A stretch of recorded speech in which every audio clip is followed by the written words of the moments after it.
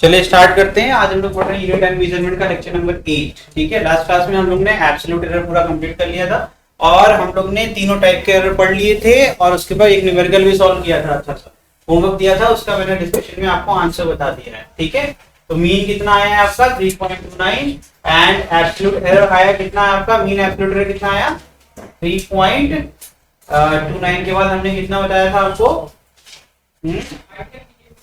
इसकी वैल्यू नहीं बताई क्या मैंने, एक मिनट रुको बता दे। पहले आया आपका मीन आया 3.29। ठीक है, अच्छा एब्सोल्यूट एरर निकालना, इसमें तो सारी अलग अलग वैल्यूज आएंगी ना। तो इसमें एक मैंने किया था डेल्टा A1 सॉल्व किया था 0, इसको आज सॉल्व करेंगे तो मीन एब्सोल्यूट एरर आपका कितना आएगा 0.01। रिलेटिव एरर कितना आएगा, mean absolute error divide by mean. ठीक, तो वो आपका रिलेटिव एरर हो जाएगा, परसेंटेज क्या होगा 0.01 डिवाइड बाय 3.29 इनटू 100। ठीक है, ये कंप्लीट हो गया था। चलिए, और इसका आंसर आया था 0.3%।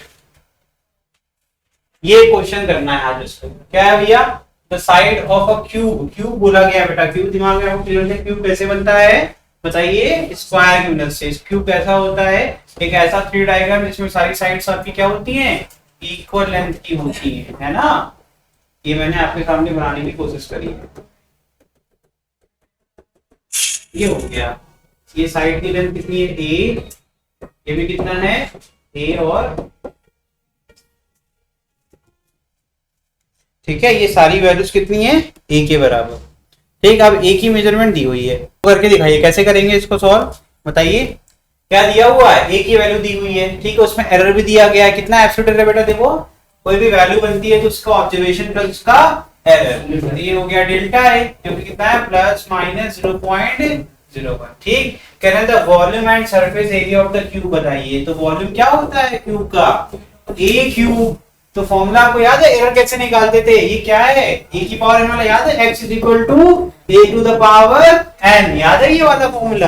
तो एरर कैसे निकालेंगे, तो मैं डेल्टा भी पहले ही निकाल सकता हूँ, डेल्टा v अपॉन v, ये पहले निकल जाएगा ना। कैसे निकलेगा बताओ, 3 इंटू डेल्टा a अपॉन, यही तो फॉर्मूला है। जिसको याद नहीं है वो देख लो, कोई बात नहीं, भूल जाते हैं हम लोग कभी कभी। ये लिखा हुआ देखिए, ये लिखा, ठीक है ये फॉर्मूला है ना। देखो x की वैल्यू देखो, वहां वॉल्यूम इज इक्वल टू क्या था, a क्यूब था, तो वहां पर a किसको रिप्लेस कर दिया, इस कैपिटल A को, और n कितना हो गया उसमें 3, कितना हो गया मिलाओ 3 हो गया कि नहीं हो गया। अब ये फॉर्मूला क्या कहता है, 3 कहां आएगा मल्टीप्लिकेशन में, और इनटू डेल्टा A क्या है, एरर क्वेश्चन में कितना दिया है 0.01। मिलाओ इसको, ऐसे मिलाओ, डरो नहीं, आराम आराम सोचो कितना दिया भैया, ये मिलाओ इसको, कितना है 0. ठीक है, तो 0.01 कहां जाएगा यहाँ, और a क्या जाएगा, ये क्या है बेटा, ये a है। ठीक है, बस तो कर लो फटाफट, करो सॉल्व, फिर क्या करना है, हम क्या इसमें बताएं, बताना है कुछ तो करो फिर।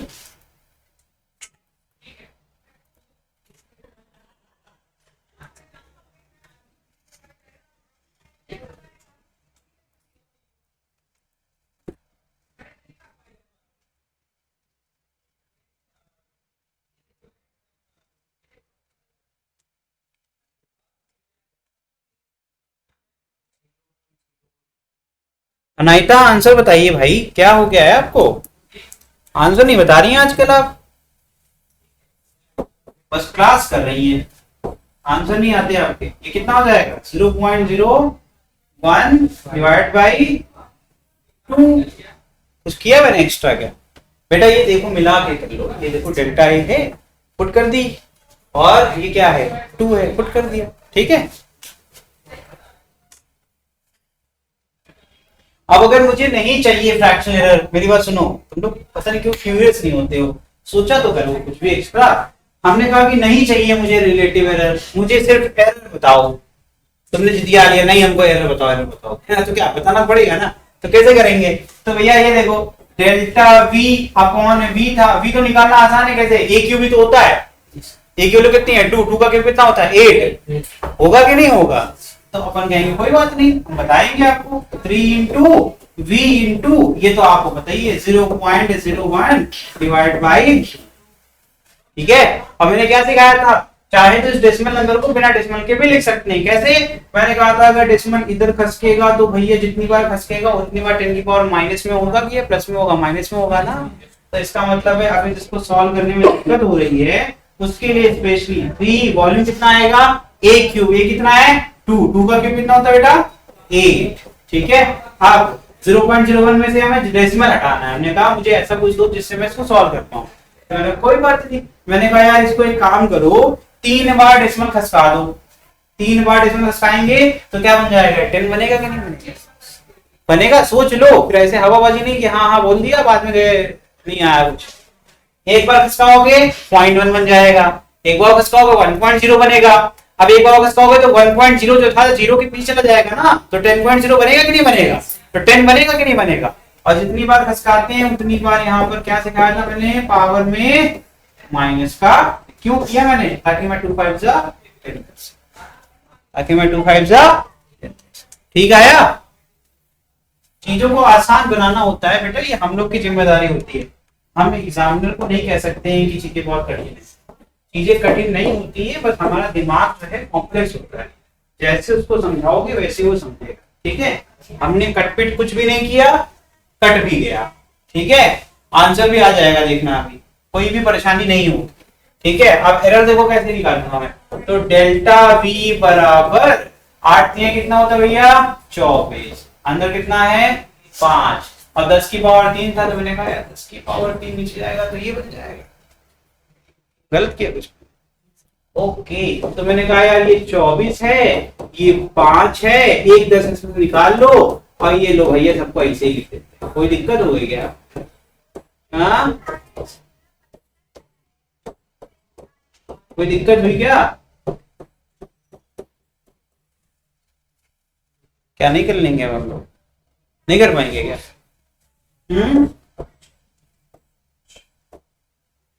ठीक है।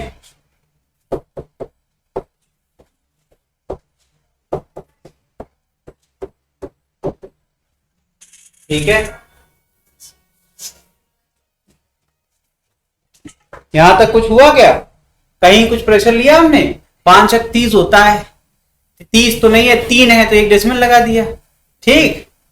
अच्छा, लेकिन हमको इससे भी दिक्कत है, अरे यार कितनी दिक्कत है ना, फिर ये क्या आ जाएगा, मैंने कहा 1 है और नीचे 5 है, और क्या पढ़ा है हमने 5 दूनी 10 होता है, और बताओ 2 छंग 12 होता है कि वो भी नहीं होता, तो डेसिमल प्लेस लगा लेंगे कि नहीं लगा लेंगे, अभी भी नहीं कर पाएंगे क्या हम लोग, कैलकुलेशन क्या ऐसे खेलने की चीज है, जितना उस वक्त खेल सकते हो, कुछ भी टेंशन लेने की जरूरत नहीं है, ठीक है। प्रैक्टिस करने की जरूरत है, क्या करने की जरूरत है, प्रैक्टिस। क्या यूनिट थी, सेंटीमीटर थी, तो सेंटीमीटर क्या आएगा, ठीक है। हमने डेल्टा भी निकाल दिया, भी तुमको पता ही है, तो तुम क्या लिखोगे फाइनल,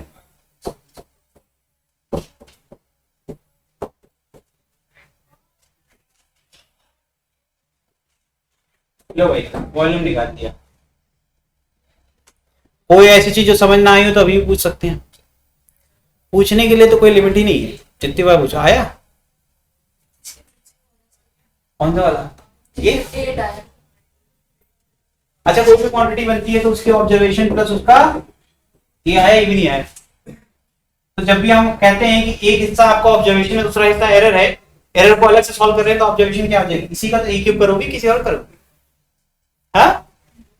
हमने कहा ऑब्जर्वेशन के हिसाब से हमने वॉल्यूम निकाला, लेकिन वो सही वॉल्यूम नहीं था क्योंकि उसके साथ एरर है यहाँ पर, ठीक है। डेल्टा भी कर क्या रहा, यही तो बता रहा है कि जो तुमने निकाला है वो सही नहीं है, समझ में आया, उसमें प्लस भी हो सकता है और माइनस भी हो सकता है, दोनों ऑप्शन इसमें से सही माने जा सकते, समझ में आया कि नहीं आया, यही तो काम होता है, ठीक है, ठीक, कोई दिक्कत। तो अब दूसरा वाला करो, मुंडी क्या देख रहा हूँ हमारी, अरे इसमें सरफेस एरिया निकालना है, सरफेस एरिया ऑफ क्यूब क्या होता है, सरफेस एरिया ऑफ क्यूब क्या होता है 6 इंटू ए स्क्वायर, तो निकालो ना, 6 स्क्वायर तो होता है, जितने सतह होते हैं उनका क्षेत्रफल को जोड़ लिया जाता है, कितनी सतह होते हैं 6 सतह होते हैं, और हर सतह का जो क्षेत्रफल होता है वो ए स्क्वायर होता है, तो 6 बार जोड़ेंगे 6 ए स्क्वायर। क्यूब कैसे बनता है, 6 अलग, जैसे ये क्लासरूम क्यूब तो नहीं है, लेकिन आपको 6 सतह दिखाना हो, ये छत हो गई, जमीन हो गई, 2 दीवारें इधर हो गई, 2 दीवारें इधर हो गई, सब मिलके क्या बनाता है। अब अगर सब बराबर होती तो कहते क्यूब है, लेकिन अगर नहीं है तो कहेंगे क्यूबॉइड है। समझ में आ रहा है कि नहीं आ रहा है?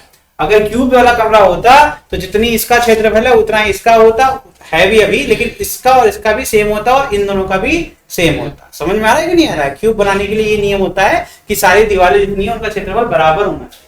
समझ में आया? उसके लिए उनकी भुजाएं भी बराबर होनी चाहिए। जब उनकी साइड्स भी इक्वल होती हैं तभी एरिया इक्वल होता है। ठीक है, करो भैया एरिया निकालो यार, तुम लोग क्या कर रहे हो?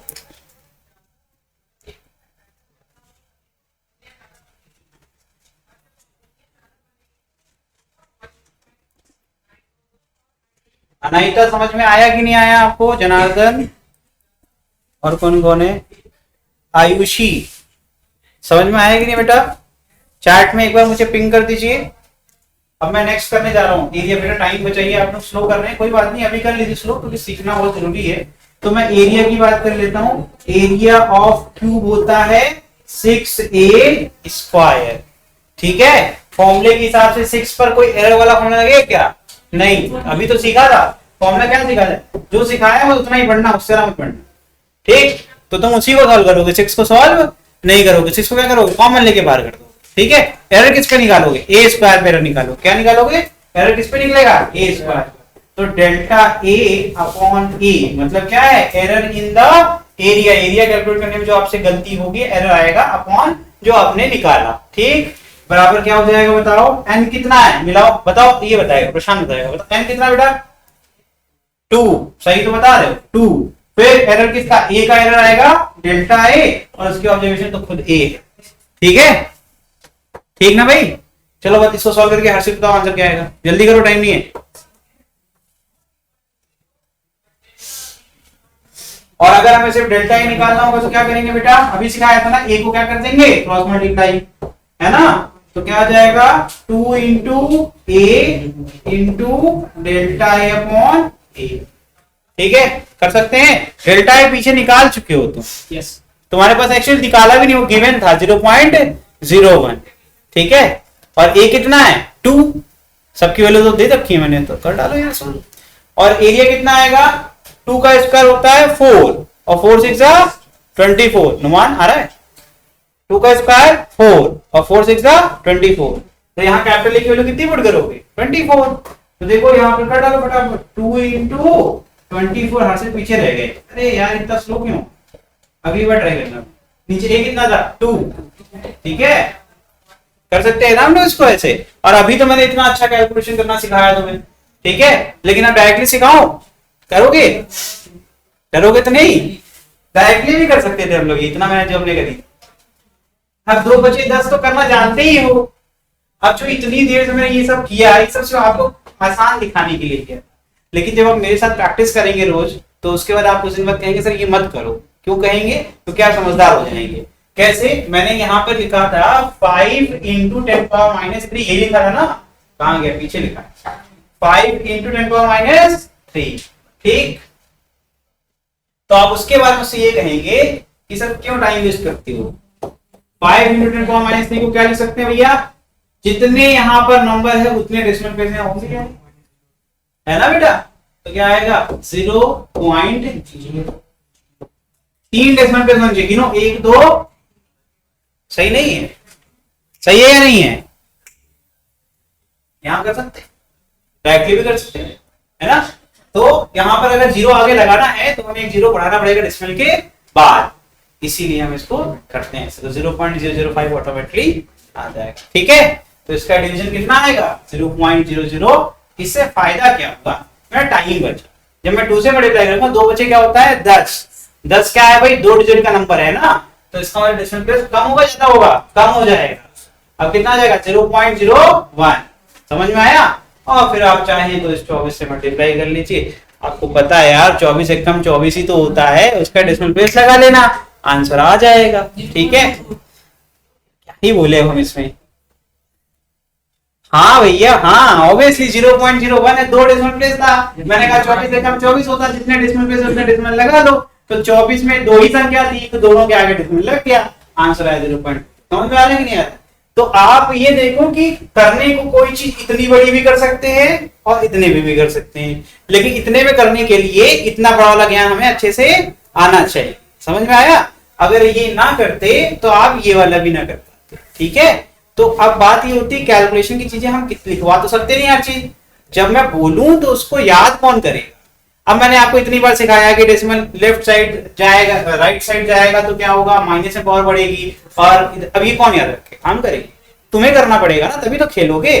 फिर माइनस में जितनी है उतने डेसिमल प्लेसेस लगा दो, अब ये मैंने आज बोल दिया, अब इसको याद कौन रखेगा, ठीक है। जब याद रखोगे और इसको जाके 2 बार घर पे लगाओगे तभी सीख पाओगे, ठीक है। नहीं तो हर दिन आओगे नया लगेगा, कुछ नया कर रहे हैं। तो इसको डायरेक्टली हम चाहें तो डायरेक्टली, वैसे मैं नहीं चाहता लिखना, लेकिन टाइम भी तो बचाना है। 2 × 24 × 0. कितना था बेटा, 0.001 था कि अपॉन 2, इसको हम डिवाइड कर लेते थे,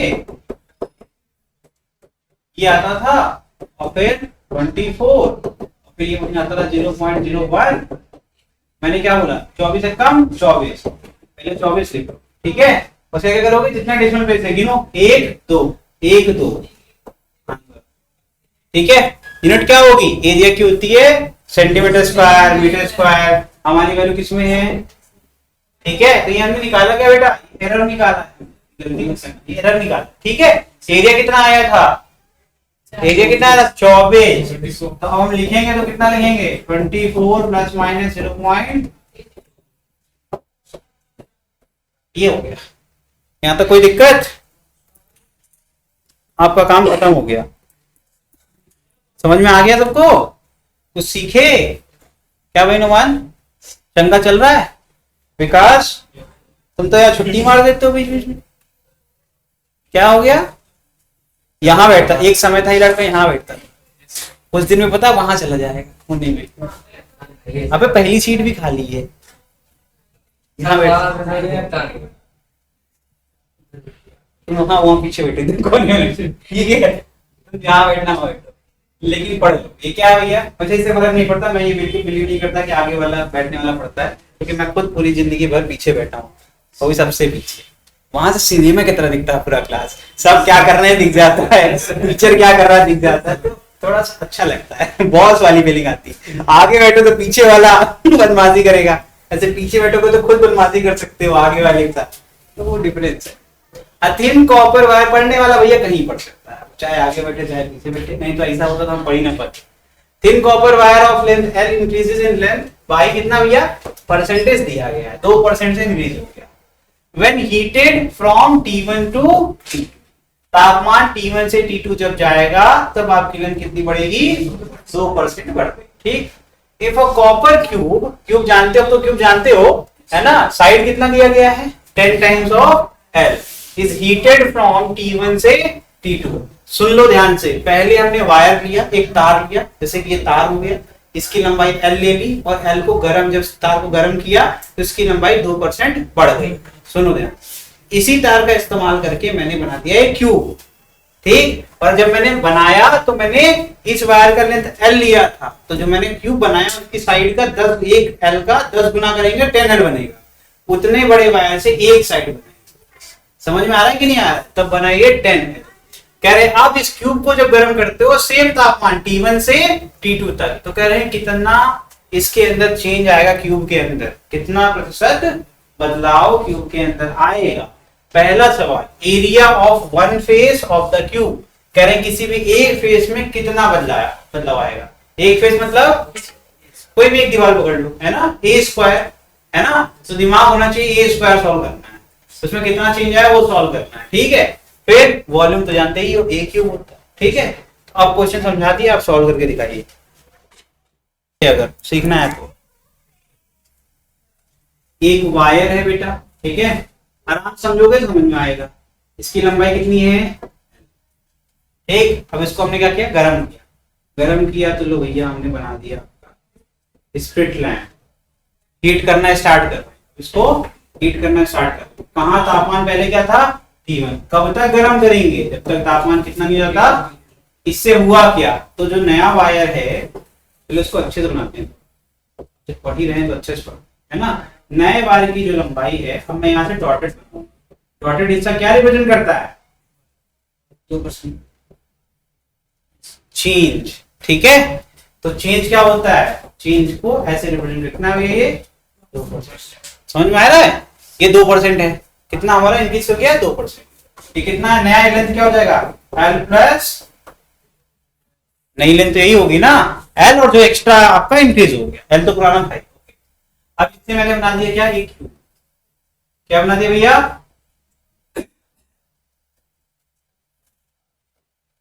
क्या बना दिया, क्यू। ठीक, अब जब मैंने इस्तेमाल किया इसी वायर का, तो ये 10 गुना लंबा है हमारे ओरिजिनल, ठीक है, 10 गुना लंबा है हमारे ओरिजिनल।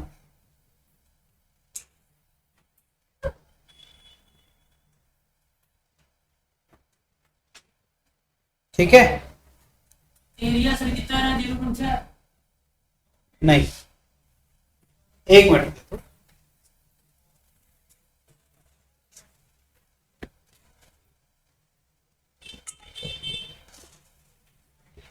देखो तुमने सब किया था लेकिन थोड़ा गलत कर दिया। ठीक है, तो एरिया क्या हो जाएगा, किसी भी एक फेस का बोला गया है ना, तो 10L इंटू स्क्वायर में जानते हो नहीं जानते हो, ये स्क्वायर होता है। ठीक है, तो एरिया क्या हो गया बेटा, 10L इंटू 10L कितना आ गया, 100L स्क्वायर। तो हम अगर एरर की बात करें कितना आ जाएगा, ये किस पे का लगेगा, ये 100 पे लगेगा क्या, नहीं लगेगा ना भैया, 2 इंटू डेल्टा एल अपॉन, यही तो करोगे, कुछ और कर दोगे। और ये कितना है, क्वेश्चन में कितना दिया हुआ है, 2% है ना, 2% दिया हुआ है, परसेंटेज में करेंगे तो क्या आएगा, अगर हम परसेंटेज हटा देंगे तो 100 डिवाइड हो जाएगा, लेकिन अगर हम परसेंटेज में करेंगे तो 100 से मल्टीप्लाई, हमें क्या चाहिए, परसेंटेज में चाहिए कि नहीं चाहिए, तो हम 100 इधर डिवाइड कर मल्टीप्लाई कर देंगे और 100 इधर भी, तो परसेंटेज चेंज इन एरिया हमें चाहिए था, निकल जाएगा कि निकल जाएगा। तो इसमें हमने गुणा कर दिया, इधर की तरफ कुछ जगह नहीं थी, तो ये क्या बन गया, सुनो ध्यान से, समझ नहीं आ रहा, इधर देखो ध्यान से।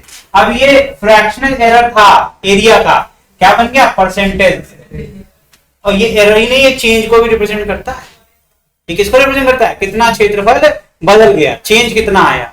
तो क्या आ जाएगा, यहाँ इसकी वैल्यू कितनी दी हुई है, 2%, इस पूरी की वैल्यू कितनी दी है, 2%, 2 इंटू 2 कितना हो गया, कितना एरिया बदल जाएगा, 4% से एरिया बढ़ जाएगा। किसी को भी दिक्कत हुई क्या, हमारा उद्देश्य क्या था, कितना बदलाव आया, वही बदलाव तो एरर है। जिसको समझ में नहीं आ रहा है एरर का क्या मीनिंग होता है, मेन मीनिंग क्या होता है, जो एक्चुअल था उससे कुछ भी अलग होगा तो एरर माना जाए। चेंज और एरर कैसे मिलते हैं, देखो जो एक्चुअल था उसमें कितना बदलाव आया वही चेंज को रिप्रेजेंट करता है। पहले मेरे पास एरिया इतना था और बाद में बढ़ के इतना हो गया, तो जो एक्स्ट्रा है वही तो एरर भी है, वही चेंज भी है कि नहीं है। तो मैंने एरर के फॉर्मूले से चेंज निकाल लिया। आप कह सकते सर एरर में पढ़ाया था आपने ये, तो एरर का मेन मीनिंग क्या होता है ये तो समझो। उसका मतलब भी तो चेंज ही है कि कितना एक्चुअल वैल्यू से चेंज आ गया, तो ये भी तो चेंज को ही रिप्रेजेंट कर रहा है ना, एरिया में कितना एक्स्ट्रा चेंज आ गया, तो बस हमें मिल गया आंसर, 4% का चेंज आ गया। ठीक है, ओके। तो T1 तापमान पे जो क्षेत्रफल था और T2 पे जो था, T2 में 4% एक्स्ट्रा हमको एरिया मिला। ठीक है, अब अगला करो खुद से, वॉल्यूम सेम कर लोगे ऐसे ही, तो उसमें क्या आ जाएगा बेटा, वॉल्यूम का फॉर्मूला क्या होता है, एक स्लाइड ऐड कर रहा हूं, टाइम तो नहीं हो गया, अच्छा अभी है। वॉल्यूम का फॉर्मूला क्या होता है, कौन बताएगा मुझे, ए क्यू। अरे फटाक से बोला करो यार, कभी कभी टेंशन हो जाती है कि नहीं आता क्या। वॉल्यूम तो बताइए, ए क्यूब होता है, लेकिन ए कितना है इस बार, 10L, तो 10L का क्यूब, तो 10 का क्यूब कितना होगा बेटा, ठीक है, कोई दिक्कत।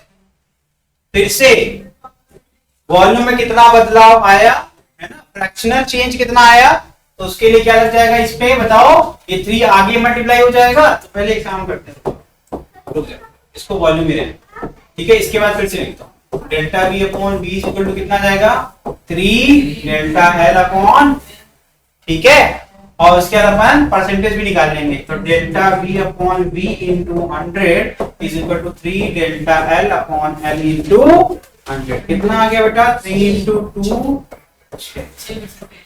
खत्म हो गया क्वेश्चन। तो वॉल्यूम में कितना बदलाव आएगा, 6%। क्या यहां तक जो भी पढ़ा हमने उसमें किसी को डाउट है, सोच लीजिए, समझ लीजिए और पूछ लीजिए। क्योंकि हम लोग अब चैप्टर खत्म करने वाले हैं, ठीक है। अब सिर्फ एक टॉपिक है आपका मेजरमेंट का, जिसमें हम लोग वर्नियर कैलिपर के बारे में पढ़ेंगे, जिसमें भी हमें सिर्फ लीस्ट काउंट ही पढ़ना है अच्छे से, ठीक है। जो अगला हमारा टॉपिक है तो मेन स्केल डिवीजन और वर्नियर स्केल डिवीजन उतना ही पढ़ना है, फिर आपका ये पूरा चैप्टर समाप्त। देखा जाए तो अभी भी खत्म हो सकता है चैप्टर, लेकिन अगर आप मेरे साथ देंगे तब। आया अभी तक कोई दिक्कत? सोच लो, ये फिर सीधे न्यूमेरिकल लगवाएंगे हम, फिर आपको सीधे प्रीवियस ईयर लगाना है, लग जाएंगे क्वेश्चन, जहाँ घर पे पढ़िए। तुम्हें कोई दिक्कत? सबसे पूछ ले रहे तुम्हें, पीछे पीछे सब हो गया ना? हमें कुछ मत कहना पढ़ाया नहीं था मैंने। अगली हेडिंग है लीस्ट, ठीक है। मैंने बोला था ना कि ऐसे भी आपके टूल्स होते हैं जिसमें दो दो स्केल होती है। इस टूल का नाम होता है वर्नियर कैलिपर। क्या नाम होता है? एक होता है मेन स्केल, एक होता है वर्नियर स्केल, ठीक है। तो जब भी कोई ऐसी चीज हम, जैसे मान लो किसी की थिकनेस नाप रहे हैं या डायमीटर निकालना चाहते हैं, कोई स्फेरिकल हमें बॉल मिल गई, स्फीयर कैनवस की बॉल तो देखे ही होगे यार, क्रिकेट तो सब खेलते हैं, है ना, बॉल तो देखे ही होगे। किसने कह दिया कि बॉल का आपको डायमीटर बताना है, बॉल का क्या करना है? डायमीटर। तो स्फीयर का डायमीटर होता है कि नहीं होता है? क्या उसका सेंटर होता है? ये जो सबसे दूरी से एक एंड यहाँ लगा दूंगा वर्नियर का, एक एंड यहाँ लगा दूंगा और मुझे मिल जाएगा डायमीटर। मिलेगा नहीं मिलेगा? अच्छा, लेकिन उस मेजरमेंट के दौरान प्रॉब्लम क्या है, अगर जो हमारी मेन स्केल डिवीजन से कोइंसाइड कर गया 0, तब तो कोई दिक्कत नहीं है, तब तो मेजरमेंट मिल गया। लेकिन अगर ऐसा हो जाए कि हमारे मेन स्केल की जो लाइन है उस पर कोइंसाइड ही ना, मेरी बात सुनते जाना ध्यान से, उस पर कोइंसाइड ही ना करे, ये 0 कोइंसाइड करना चाहिए ना, नहीं करेगा तो हम ढूंढेंगे कौन सा वाला कोइंसाइड कर रहा। तो पहले तो हमारा जो मेन स्केल का रीडिंग आएगा वो हम देंगे, प्लस करेंगे जितना एक्स्ट्रा रीडिंग इसके अंदर आएगा, तब जाकर के हमारी ओरिजिनल रीडिंग बनेगी। तो main scale division plus vernier scale. समझ में आया कि नहीं आया? तो यहाँ देखो इतना अच्छा एनिमेशन है, देखो ध्यान से, अभी देखना ध्यान से, होगा इसकी स्केल किसमें है? मिलीमीटर में, और इसमें लीस्ट कितना है? 0.02। मतलब एक लाइन कितना रिप्रेजेंट करती है? 0.02 मिलीमीटर। मतलब इतना अगर मीटर होगा, इतना मीटर होगा तो कितना आएगा? 0.02। अरे यार स्केल नहीं देखे हो? 2 लाइनें होती हैं तो ये 2 लाइन के बीच का जो गैप रहता है उसे कहते हैं लीस्ट काउंट, ठीक है। तो यहाँ पर अगर इसमें लिखा है 0.02 मिलीमीटर, मतलब ये जितनी लाइनें बनी हैं उनके बीच का गैप कितना होगा? 0.02 मिलीमीटर। समझ में आया? 10 लाइनें होगी तो 0.02 में 10 का गुणा कर दो तो कितना बनेगा? 0.2 मिलीमीटर। समझ में आया कि नहीं आया? ऐसे देखा जाता है। तो आप देखो ऊपर आपका, देखो यहाँ मेजरमेंट अभी आएगा, आप देखो, ठीक है। जैसे देखो ग्रीन लाइन देखिए कहाँ है आपका? मेन स्केल का आ गया आपका 23। अब देखो इसकी थिकनेस देख ले रहे हैं, अभी आएगा मेरा, उसमें कितना देखिए 19 पर था मेन स्केल पे, 19 ले लिया, फिर से आएगा, रुको 19 दिख गया नहीं दिख गया? 19 की आगे बात करेंगे। अब देखो जहां ये कोइंसाइड करेगा कितने पे कर रहा है? 0.5 पर। देखो ये कोइंसाइड कर रहा है, तो अब हम इसका लेंगे 0.54 और उसको ऐड कर देंगे किससे? 19 से, तब बनेगा हमारी टोटल रीडिंग। देखो अभी आए, अब रीडिंग देखना बस 19.44। अब ये माइनस क्या किया? माइनस क्या होता है? सुनो ध्यान से, माइनस होता है करेक्शन। सुनो ध्यान से, ये 0.10 माइनस क्यों किया? दिमाग में आपके आएगा ना 19.54 आना चाहिए सर आंसर, ये बोलोगे ना, लेकिन आया नहीं। अब देखो अभी जब शुरू होगा 3 हिस्से में समझेंगे। देखो स्टार्टिंग में जो गैप रह जाता है, स्टार्टिंग में जब इसको 0 पे होना चाहिए, 0 पे ना होकर के जो गैप रहता है उसको कहते हैं एरर। तो उसको हम वापस से, एरर है मतलब गलत रीडिंग देगा ना, उतना अगर सबट्रैक्ट कर देंगे तो एक्चुअल रीडिंग आएगी कि नहीं आएगी? तो अब इंस्ट्रूमेंट की एडजस्टमेंट कहती है, एडजस्टमेंट एरर की। इंस्ट्रूमेंट में कुछ आपका फिजिकल डैमेज का कुछ गैप है या फिर मैन्युफैक्चरिंग चाहिए ऐसा आता है, तो उसमें लिखा रहेगा कि जो भी कैलकुलेशन करिए उसमें इतनी वैल्यू आप घटा लीजिए, ये उस पर मेंशन रहेगा, ठीक है। करेक्शन फैक्टर कहते हैं इसको, ठीक है। तो करेक्शन फैक्टर मतलब क्या है? जब मैंने इसको बनाया, इम्पॉसिबल है कि वो छोटा सा गैप रह गया उसको बंद करना। मैं इसको बना रहा हूँ, मैन्युफैक्चर कर रहा हूँ, लेकिन पॉसिबल नहीं है, तो मैं इस पर लिख दूंगा भैया जो भी रीडिंग लेना उसमें इतना घटा लेना।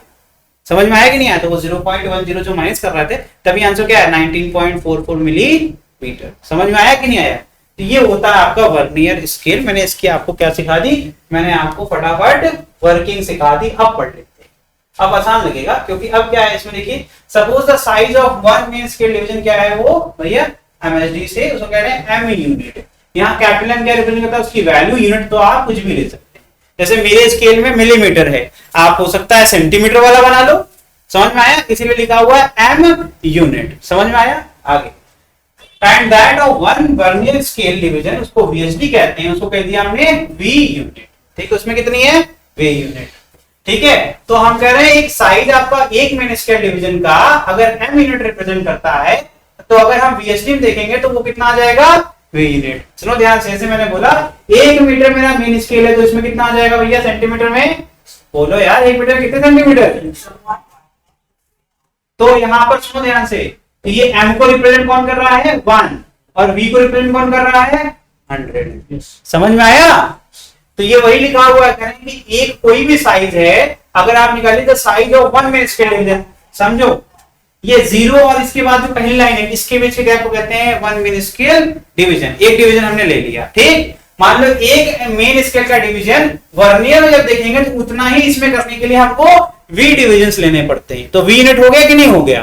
तो इसका मतलब है कि 1M is equal to V, आपका V आएगा VSD का आएगा कि नहीं, V यूनिट आएगा कि नहीं आएगा।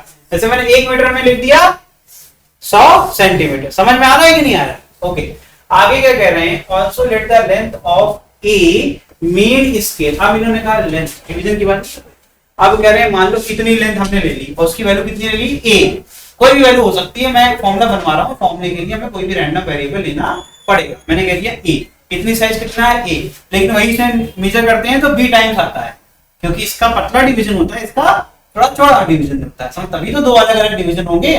तो कह दिया यहाँ पे, मैंने यहाँ बोल दिया देखो 1 मीटर है और यहाँ कितना है 100, तो 100 बार सेंटीमीटर, एक सेंटीमीटर लोगे 100 बार, तो इसमें एक ही बार आप मीटर लोगे तो बराबर आ जाएगा। समझ में आ रहा है कि नहीं आ रहा। तो वैसे ही कह रहे हैं A times of main scale division, main scale is B times of vernier scale. समझ में आ रहा है कि नहीं आ रहा है। ठीक, अब अच्छे से आ गया। तो अगर मुझे V निकालना मतलब कि मुझे वर्नियर स्केल का निकालना है मिनिमम डिवीजन कितना है, तो मेरा आंसर क्या आएगा A/B times of main scale. गलत है क्या, यहाँ ये फॉर्मूला समझ में आया।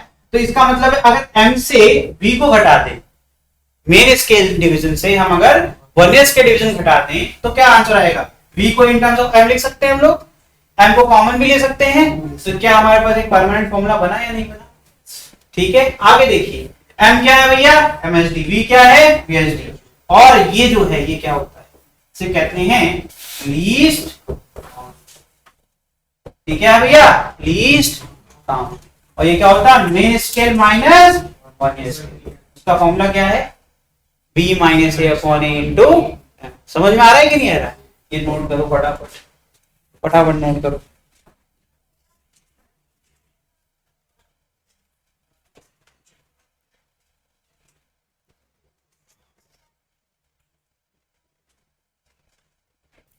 चले भाई, चलो भाई आगे बढ़ते हैं। नेक्स्ट है आपका लीस्ट काउंट का अदर फॉर्मूला क्या है। देखिए ये क्या है, पिच की बात हो रही है, सुनो ध्यान से। इसको कहते हैं स्क्रू गेज। क्या कहते हैं स्क्रू गेज। इसमें क्योंकि स्क्रू की तरह एक रोटेटिंग मेन स्केल डिवीजन होता है, इसको घुमा सकते हो। ठीक है, अब ध्यान से देखिएगा, ये इसका इधर एक चल रहा है मेन स्केल, एक वजह आपका एक एंगल स्केल चल रही है। दोनों स्केल को जब ऐड करेंगे जहां कोइंसाइड करेगा वही आपकी एक्चुअल रीडिंग आएगी। समझ में आ रहा है। इसको थोड़ा समझेंगे अगली क्लास में, सर आ गए तो यहाँ हम नेक्स्ट क्लास में पढ़ाएंगे, इसको अच्छे से एक्सप्लेन करेंगे। और ये एनिमेशन बहुत प्यारा है, इसमें भी रीडिंग आपको करके दिखाएंगे। इसमें भी देखो रीडिंग लेकर के हम आपको दिखाएंगे कैसे ये वैल्यूज काम करती है। ठीक, सबकी फंक्शनिंग दिखाएंगे। ठीक है, तो इसका काम भी सेम है जो आप वर्नियर स्केल में करते हो, ये भी थिकनेस मेजर करने के लिए इस्तेमाल होता है। जहां पर हम उसका यूज नहीं कर पाते वहां पर इसका यूज करके हम उसको सोल्व करते हैं। इसलिए दोनों के फॉर्मूले क्या होते हैं, मैच करते हैं। एक और इंस्ट्रूमेंट होता है स्क्रू गेज, उसमें भी सेम फॉर्मूला लगता है, तीनों की वर्किंग एक ही चीज के लिए होती है। ठीक है, बस वो 3 डिफरेंट टूल्स हैं तो उनका शेप अलग अलग होता है। ठीक, तो ये हम लोग इस बारे में बात करेंगे। इसमें हम लोग पिच की बात करेंगे, पिच क्या होता है। ठीक है, तो अगली क्लास में एक और क्लास लेंगे इसके ऊपर और उसमें हम लोग ये समअप करेंगे। आज के लिए इतना ही। ठीक है, थैंक यू।